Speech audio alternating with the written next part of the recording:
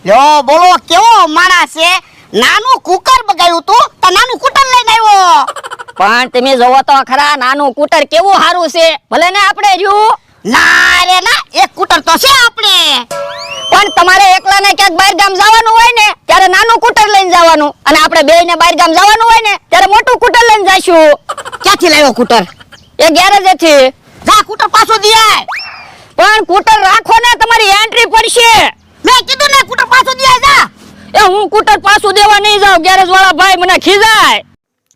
પછી તો ભોળા દાદાને જોઈ કે ઊંધા ઊંધા બધા કામ કરે. ઈ કે હવે તો ઈ કે હું સ્કૂટર પાછું દઈ આવું. ઈ કે લાઈવ સ્કૂટર એમ કરીને ભોળા દાદા રીહમાં સ્કૂટરને કીક માર્યું અને જ્યાં ઘાએ ઘા સ્કૂટરને ઓલી કરવા, કેમ કે સ્કૂટર ભોળા દાદાને નહોતું જોતું. ભોળા દાદાને મગજ વયો ગયો એટલે. પછી તો ભોળા દાદાએ તે ઉતાવળમાં વિચારતા ઘાએ ઘા સ્કૂટર લઈને ટૂંકમાં એ સ્કૂટરને પાછું ગેરેજમાં દેવા જતા હતા. કેમ કે ભોળા દાદાને એ સ્કૂટર નહોતું જોતું એટલે ટૂંકમાં ગેરેજમાં તો દેવું જ પડે, નકર પૈસા દેવા પડે. એટલે ઘાયા ભોળા દાદા ગેરેજમાં જાય. પછી તો અહીંયા દર વખતે જેમ મમરાભાઈ આવી જાય, મમરાભાઈ ભોળા દાદાને ગોતતા આવી જાય. કેમ કે મમરાભાઈને ભોળા દાદાને છેતરવાના હોય ને, એટલે મમરાભાઈ આવી જાય ભોળા દાદા પાસે. તે એને ભોળા દાદાને માણા પૂછે કે કઈ ગયા ભોળા દાદા? તે ભોળા દાદાને માણા એમ કે અમે સ્કૂટર લાવ્યા હતા ને એ પાછું દેવા જાય. કે તે મમરાભાઈ કે હું ખોટું બોલા, કેને હાસું? ઈ કે તે ભોળા દાદાને માણા કે હાસું? ઈ કે તમ તાર કામ હોય મને ચો ને. ઈ કે હું ઈ કે 500 વીઘાનો માલિક જ સમજજો મને. ઈ કે તે બકુલભાઈ કે ઓલા મમરાભાઈ કે તો ઈ કે મારે 5000 રૂપિયા ઉછીના જોતા થાય. ઈ કે તું લાવ. ઈ કે તે ભોળા દાદાને માણા કે તો ઈ કે ભોળા દાદાને આવવા જોઈએ. ઈ કે આપણે ક્યાં એટલી બધી ઉતાવળ છે? તે મમરાભાઈ કે એટલે જ તને કહેતો થો. એ કે ખોટો વહીવટ ઘરમાં એમ કરીને ભોળા દાદાને મમરાભાઈ અને ભોળા દાદાને માણા વાત કરે. પછી તો અહીંયા કેહા કાકા જમરૂક કાકા નાની એવી રમકડાની ગાડી લેવાની કે મેં મોટર લીધી. તે કેહા કાકા એને એમ કે એ કે હું છોકરાની જેમ કરાય. એ કે છોકરા તારી કરતા સારા હોય. તે એ કે ભલે ને. એ કે મારી ગાડી છે ને, એ કે હું હકારું ને એમ વાત કરે.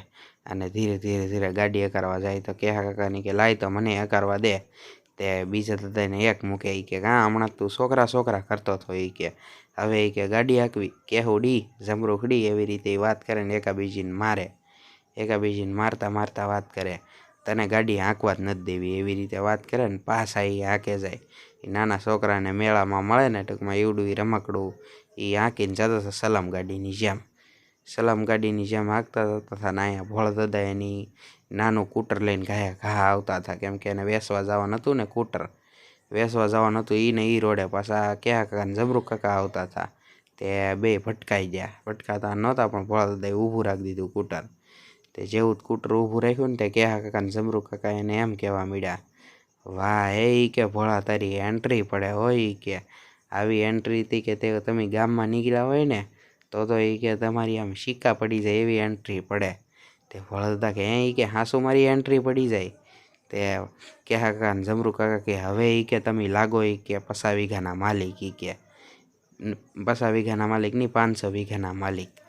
નકર તો ઈ કે પહેલાં તો કાંઈ ન લાગતું. ઈ કે હવે તમારી એન્ટ્રી પડે અને 500 વીઘાના માલિક હવે લાગો. તે ભોળા દાદા કે સ્કૂટર લીધું એટલે 500 વીઘાનો માલિક તો લાગુ જ તેને. એવી રીતે વાત કરીને ઓલા બધા વૈયા ગયા.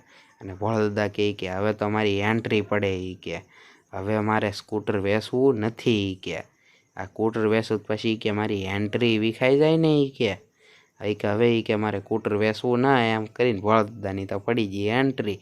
એમ કરીને ભોળા દાદા સ્કૂટર લઈને વૈયા ગયા.